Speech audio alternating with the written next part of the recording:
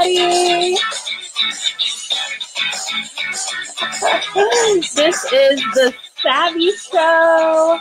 I am so excited that you guys have come to join me, and this is something brand new that I'm doing. So if you were watching this, you were watching the very first Savvy Show, and it's a pretty awesome moment right now, right? I mean, this is something momentous going on right now. So I'm super excited that you are here, and we're going to be downloading some incredible information to you today. If you are looking to start or grow your own virtual assistant business, this is the place to be. So week after week, we're going to be coming at you with tips, with trainings, with interviews, all sorts of information to get you started as a virtual assistant. So let's do this thing, all right? Anybody excited? Woo! Yeah! Make sure that you are commenting below. Remember, this is a live video, and so even if you're watching a replay later, you can still comment below. I can go back and I can answer your questions. So this is supposed to be interactive, and I am super excited just to be able to bring this information to you. So let's jump in. Today, we're going to be talking about something super, super special, making the most out of live events. But if you have not met me yet, my name is Abbey Ashley, and I am the founder of The Virtual Savvy. The Virtual Savvy is an online business where I teach people how to become virtual assistants. That's what I do. I show them how to get started, even if they're starting from total scratch, have never worked from home before. I show them how to get started, how to get clients, and how to start making money from home, the freedom lifestyle as a virtual assistant. That's me, and I love bringing information like today's show to you. So today we're going to be talking about making the most of live events, okay? So maybe you are just getting started in this journey. Maybe you have not even started your VA business. If so, that's okay. This is one of those just to stick in your back pocket and remember for the future. But maybe you are right in the middle of building your own virtual assistant business, and you are looking for more clients. You want to get out there, and you've seen some live events, maybe a conference or a live meetup group, an entrepreneurial group in the local area, maybe a Chambers of Commerce meeting, a local like business chamber meeting, whatever it is. Maybe you've seen these events, but you're like, oh, I want to do it. I feel like that would be a good thing for my business, but I don't really know the steps to go further. What should I do to actually launch myself well into these live events? So that's what we're going to be breaking down in today's video. It's going to be sweet. So we're just going to dive right in. And today I'm going to be talking to you about the 3 C's of, oh, I lost my card. That's not the one I wanted. There we go. How about this? That one's better. The 3 C's of live events, okay? So what really can you get out of a live event? What's the best way to present yourself at a live event? What should you even go? What prep work should you do ahead of time? And that's what we're going to be breaking apart. So it really comes down to the 3 C's of live events. Let's go through what those 3 C's are, okay? So the first is content. Now, you may be attending, there's so many different types of live events out there. And you may be attending a live event just with the mindset of, I'm going to meet clients, or just with the mindset of, man, these look like really good topics. And so the content portion of a live event is something to acknowledge when you're there. So before you go to a live event, definitely prep for what content you want to what you want to consume. If you're going to a live event and there are tons of different workshops, be strategic about which content you really want to pay attention to. Which content do you want to take the most notes at? Because you may leave with lots of really good business practices for your own business. A lot of times we go in just with the mindset of, okay, I've got to connect with other people, but there may be some really, really good content. You may be either paying or have the opportunity to go to a free event.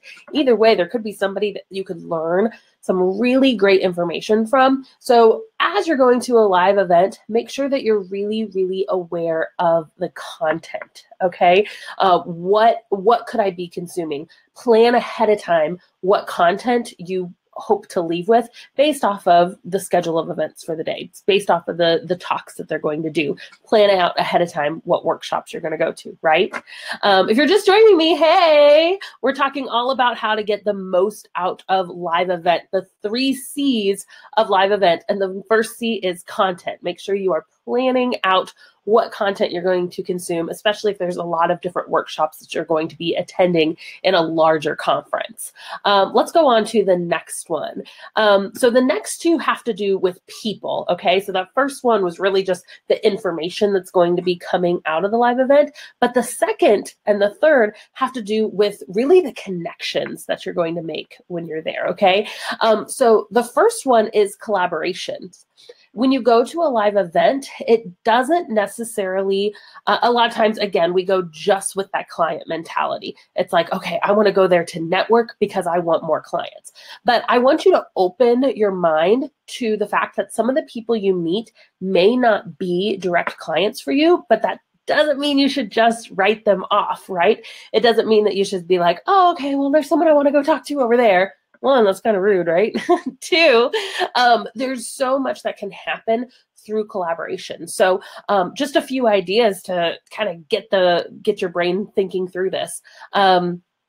When you go to a live event, there may be another virtual assistant, there may be another service provider there that you can talk to, and maybe you guys could work together to do something awesome. Maybe you design websites and they are just amazing at content, right?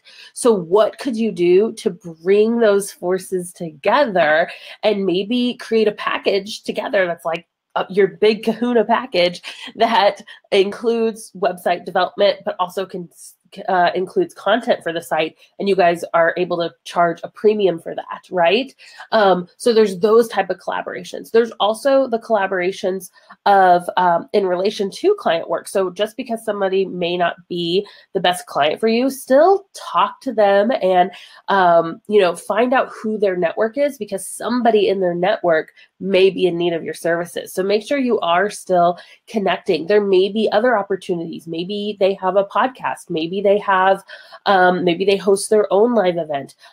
Maybe they are able to connect you with somebody else that you could collaborate and do a big project with. So there's lots of opportunity at live events to make those connections. But if we go just with the mindset of, I've got to go and get clients, I think we'll really miss out on some of the other opportunities that are out there as far as the actual content you can get from these live events, from these workshops, from the talks that you could be listening to, and those collaborations. There can be so much that can happen with just a really good collaboration with another individual at the event. And then, of course, the last one, the one that we all want to go into live events with, that mindset of getting clients. And by all means, I want you to go into live events and get clients. And we're going to talk through in just a minute some of my best tips for actually getting clients, client acquisition at live events.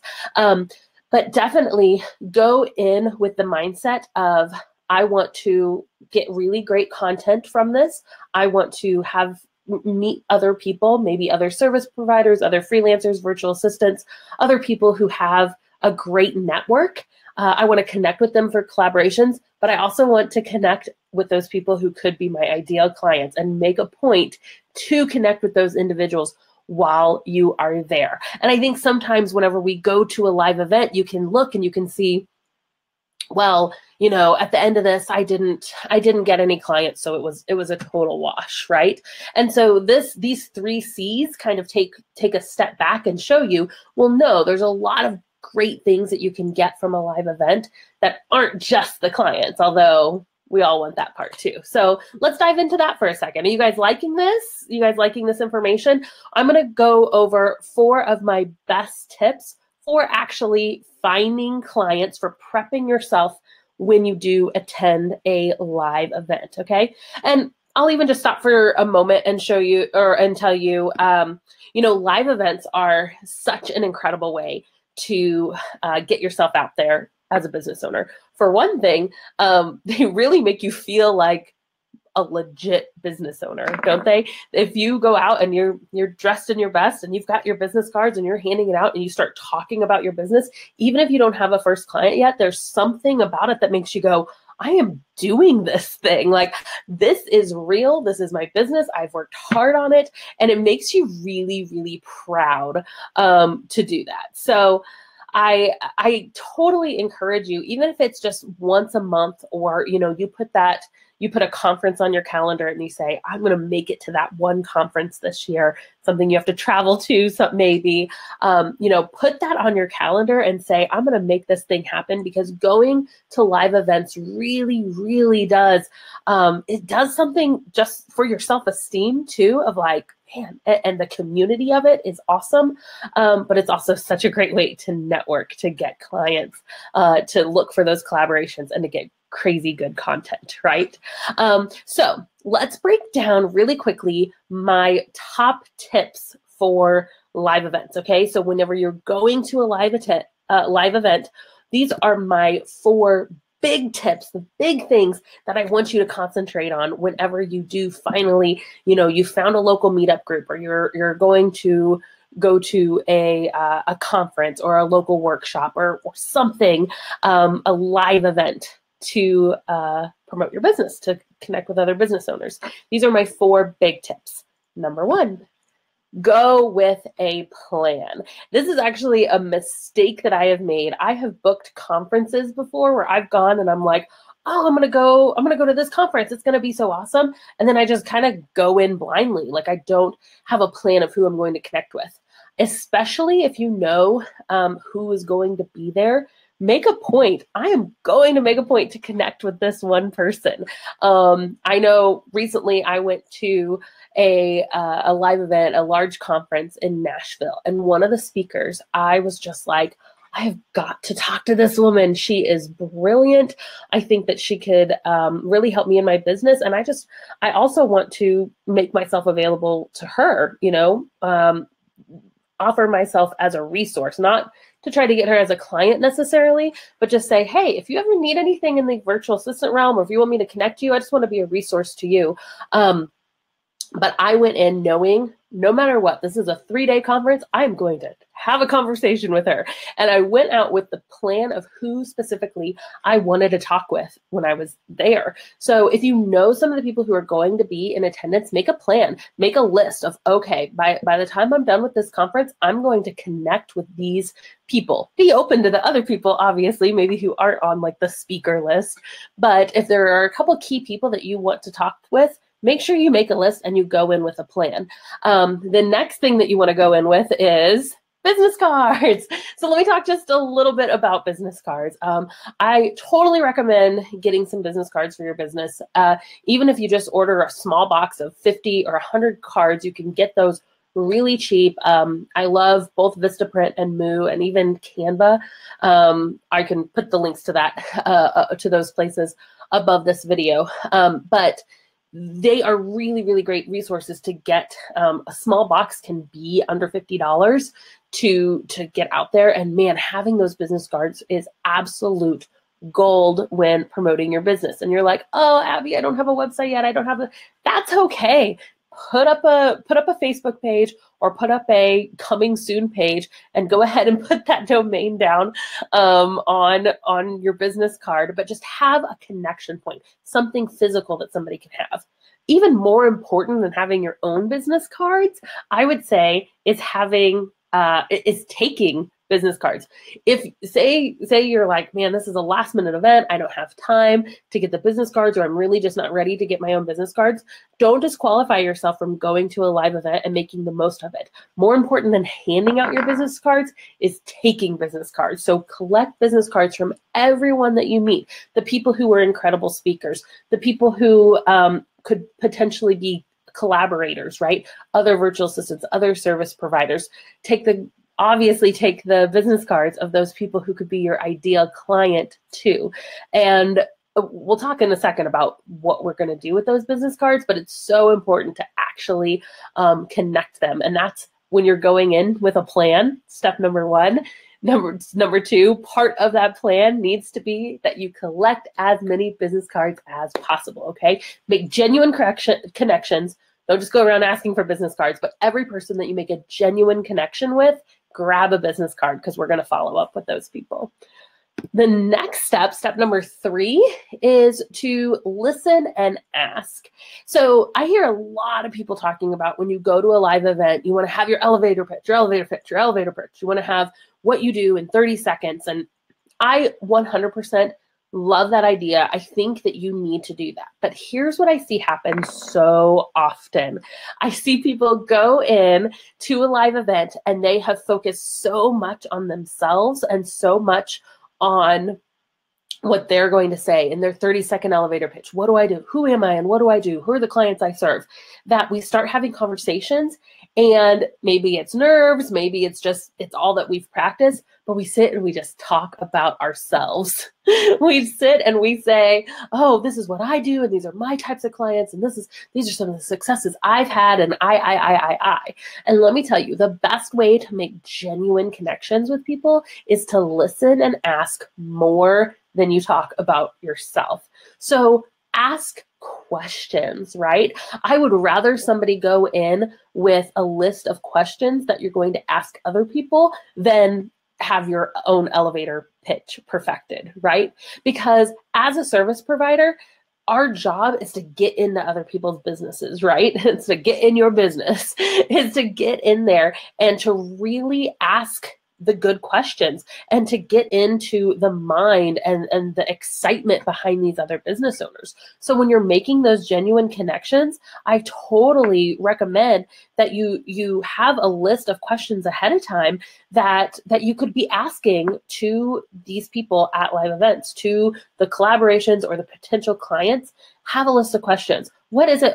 When did you start your business? What is it that you love about the clients that you serve? Why do you think your business is different and has been so successful as opposed to the other businesses like yours out there? Go and ask these type of questions because you're really going to get into the heart and the mind of the business owner. And guys, it's amazing when that happens. It really is, because you can start to get insight into their business. And then the last part, step number 4, follow-up. It makes follow-up so easy. You're collecting the business cards. You're having genuine conversation. You're asking about the business. A lot of times business owners will be very, very open about their pain points. I've been surprised. I literally the other day was talking to a business owner, a multi-million-dollar business, a business owner, or the founder of a company. And he was talking to me about his successes, but then he starts and talks to me about even some of his own personal pain points. And it just blew me away, the transparency of some people. So you really, by asking those genuine questions, may be able to get out some pain points. And wow, what a way for you to serve and deliver or connect them with someone else maybe that could deliver on their pain point, right? And so make those genuine connections, ask the pain points, and then do the follow-up. Whatever you need to do, if you're grabbing those business cards and you need to write a little note to yourself about what to follow up with that person about, but make sure, I would say within 3 days, that all the business cards you connected, all those genuine connections that you made at your live event, follow up. Send an email, send a Loom video, reintroducing yourself so they can see your face. If you haven't used Loom yet, I literally have almost replaced email with Loom. It's useloom.com. And I will just shoot a video being like, hey, it was so great to meet you at this live event.